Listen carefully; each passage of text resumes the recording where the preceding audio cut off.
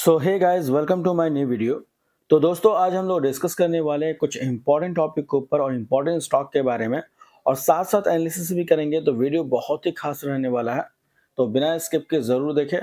और दोस्तों, अगर आप चैनल में नए हैं तो चैनल को सब्सक्राइब कर दें, बेल आइकन को प्रेस कर दें, ताकि इसी तरीके से इंपॉर्टेंट नोटिफिकेशन सबसे पहले आपको मिलते रहेंगे। चलिए शुरुआत कर लेते हैं और बात करेंगे सबसे पहले स्टॉक के बारे में, जिसका नाम है वरुण बेवरेजेस लिमिटेड।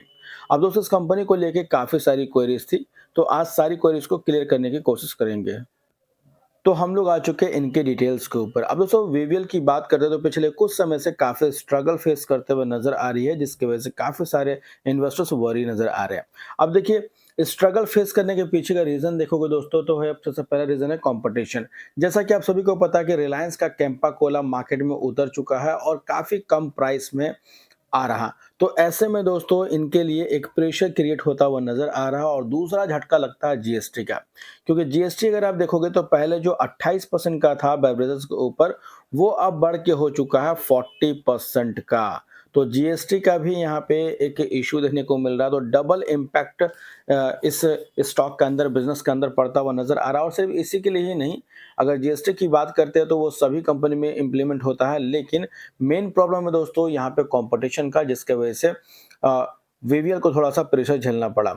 लेकिन सच्चाई कितनी है, इस बात को समझना काफ़ी इंपॉर्टेंट होगा, बिकॉज आप सभी को पता दोस्तों कि स्टॉक मार्केट में कोई भी कंपनी जो परफॉर्म करती है, वो अपने बिजनेस के बेसिस पे करती है, अपने सेल्स एंड प्रॉफिट के बेसिस पे करती है।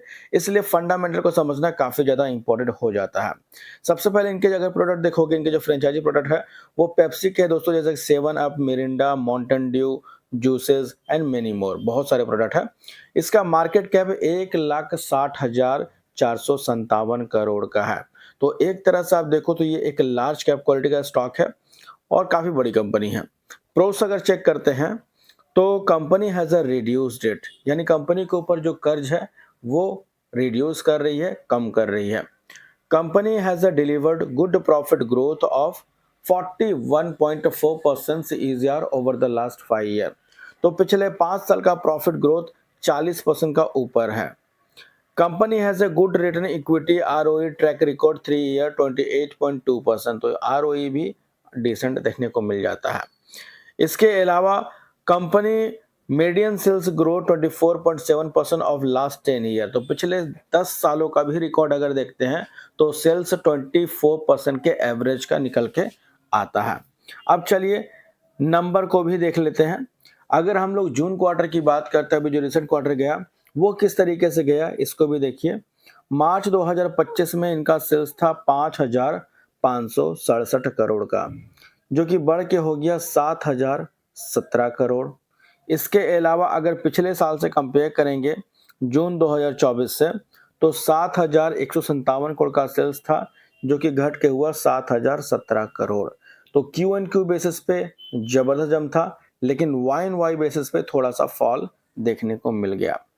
इसके अलावा नेट प्रॉफिट देखोगे तो 731 करोड़ से सीधा बढ़ के हो गया 1325 करोड़ जून क्वार्टर में, और पिछले साल 1262 करोड़ का प्रॉफिट बढ़ के हो गया 1325 करोड़, और उससे पहले के नंबर भी आप नोट कर सकते हैं। तो एक तरह से अगर आप देखोगे तो इनका जब प्रॉफिट सेल्स से तब इंक्रीज होता जब गर्मी पीक पे होती है, यानी गर्मियों का टाइम पे आप देखोगे तो इनके जो प्रोडक्ट्स होती है उसके डिमांड्स बहुत ज़्यादा बढ़ जाती है। लेकिन वही जब ठंड आती है, दिसंबर जनवरी, राइट, तो इस समय ठंड होती है। तो ठंड में दोस्तों कोल्ड ड्रिंक कौन पीता है? कोई नहीं पीता। तो जिसके वजह से इनका सेल्स एंड प्रॉफिट डाउन हो जाता है, राइट, जो कि एक्सपेक्टेड भी रहता है। लेकिन वही अगर हम लोग गर्मियों की बात करते हैं तो गर्मियों का नंबर इनका काफ़ी अच्छा देखने को मिलता, और नंबर अच्छे भी दिखाए हैं। इसके अलावा अगर हम लोग बैलेंस शीट पर नज़र डालते हैं तो किसी भी कंपनी का रिजर्व जो होता है वो अप ट्रेंड मूवमेंट में होना चाहिए, ना कि डाउन ट्रेंड में। तो देखिए 2022 में इस कंपनी का रिजर्व था 4453 करोड़ का, फिर 2023 में बढ़ के हो गया 6287 करोड़, एंड 2024 में 15,934 करोड़, और जून 2025 में 17,687 करोड़। तो आप देखिए इनका जो रिजर्व है दोस्तों, ये ऊपर की ओर जाता हुआ नजर आ रहा। अब बात करते हैं कर्जे की। तो देखिए 5431 करोड़ का कर्ज था कंपनी के ऊपर, घट के हो गया 2800 करोड़ और अभी 2025 में घट के हो गया 2138 करोड़। तो डेट को भी लगातार रिड्यूस करते हुए नजर आ रही है। अब बात करते हैं कैश इक्विवेलेंट की कि कंपनी के पास कैश कितना अवेलेबल है। तो करेंटली 2149 करोड़ का कैश अवेलेबल है। टोटल एसेट्स भी 24,716 करोड़ का, जो कि पहले 14-15 हजार करोड़ के आसपास का होता था। कैश फ्लो भी काफी अच्छा निकल के आया इनका। अगर आप देखोगे तो नेट कैश फ्लो पहले 88 करोड़ का था, लेकिन अभी बढ़ के हो चुका है 2024 करोड़ का। शेयर होल्डिंग पैटर्न में majority of stake promoter hold करती है 59.82%, जो कि माइनस स्टेक बेचा गया था जून क्वार्टर में। वहीं एफआईज ने भी थोड़ा सा स्टेक ट्रिम किया गया है। और इसी के साथ साथ डीआईज और पब्लिक की बात करते हैं तो 9.19 से बढ़ के हो चुका है 10.52% एंड पब्लिक की होल्डिंग 7.59 से बढ़ के हो चुका है 7.80%। तो थोड़ा सा प्रमोटर और एफआईज ने स्टेक को ट्रिम किया है, तो वहीं पे डीआईज और पब्लिक ने स्टेक को बढ़ाया है।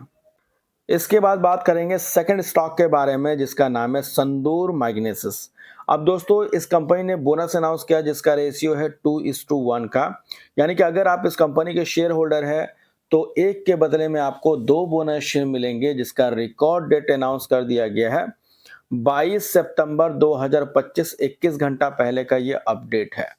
तो अगर आप इस कंपनी के शेयर होल्डर है, डेट नोट करके चल सकते हैं, और नहीं है तो आप इग्नोर करके भी चल सकते हैं। इसके बाद बात करेंगे टाटा पावर लिमिटेड कंपनी के बारे में। अब देखिए टाटा पावर के बारे में हमने पहले भी कई बार डिस्कस किया है एंड क्वेरीज भी आई हुई है। देखिए दोस्तों, Tata power basically power generation का कामकाज करती है, लेकिन इसके अलावा ये फ्यूचरिस्टिक इंडस्ट्री में भी इन्वॉल्व है, जैसे कि रिन्यूएबल एनर्जी की बात करें या फिर ईवी की बात करें। तो कंपनी का प्लान काफी बड़ा है। देखिए, plan to build 1 lakh EV charging station by 2025। तो इसी साल तक का टारगेट लेके चल रही कंपनी के 1 लाख ईवी चार्जिंग स्टेशन इसको इंस्टॉल कर रहा है पूरे इंडिया भर में, क्योंकि अब अगर आप देखोगे तो बाजार में अब ईवीज गाड़ियां चलने लगी हैं, तो ऐसे में चार्जिंग स्टेशन भी चाहिए होगा। तो उससे रिलेटेड ही कंपनी कामकाज कर रही है। तो आने वाले में टाइम में डिमांड से इनके बिजनेस में बढ़ सकती है। और नंबर्स वगैरह अगर आप देखोगे तो देख सकते हैं। सबसे पहले क्वार्टरली देखोगे तो 17,000 करोड़ का सेल्स बढ़ के हो गया 18,000 करोड़। नेट प्रॉफिट 1093 था, 1188, 1306, फिर 1262 करोड़। तो नंबर्स भी ठीक ठाक इस कंपनी के रहते हैं। वैसे भी टाटा ग्रुप की कंपनी है तो ऑब्वियस सी बात है, ट्रस्ट तो लोग करते ही हैं, तो एक तरह से नंबर अच्छे रहते हैं। इसके बाद बात करेंगे टाटा मोटर्स लिमिटेड कंपनी के बारे में। आप देखिए ऑटो इंडस्ट्री दोस्तों अभी भले ही फोकस में हो फेस्टिव सीजन को वजह से, लेकिन टाटा मोटर को काफी बड़ा झटका लगता रहता है, क्योंकि टैरिफ वाला मामला अभी भी हटा नहीं है, वो अभी है। और उसके वजह से टाटा मोटर को काफी परेशानी होती है, बिकॉज इनका जो मेनली जो कंपनी का रेवेन्यू जनरेट होता है वो जेएलआर सेगमेंट से होता है, जैगवार लैंड रोवर से। और वहां पे दोस्तों थोड़ा सा प्रॉब्लम देखने को मिल रहा, और वहां पे अगर प्रॉब्लम होता है तो मे बी नंबर्स डिक्लाइन हो सकते हैं। और जब नंबर डिक्लाइन होंगे तो ऑब्वियस सी बात है कि बाजार उसको रिएक्ट करेगी।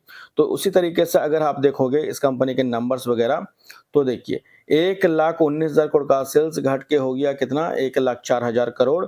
नेट प्रॉफिट था 8,500 करोड़, घट के हो गया 4,000 करोड़। तो नंबर्स गिर रहे हैं। अगर इस बार के नंबर गिर जाते हैं तब तो फिर निराशाजनक वाली बात हो जाएगी। तो इस बार के नंबर चेकआउट करना काफी ज्यादा इंपॉर्टेंट होगा। तो पहले नंबर देख लेते हैं, फिर दोबारा डिस्कस कर लेंगे। तो फिलहाल दोस्तों इस वीडियो में इतना ही। आपको इन्फॉर्मेशन कैसा लगा कमेंट करके जरूर बताएं।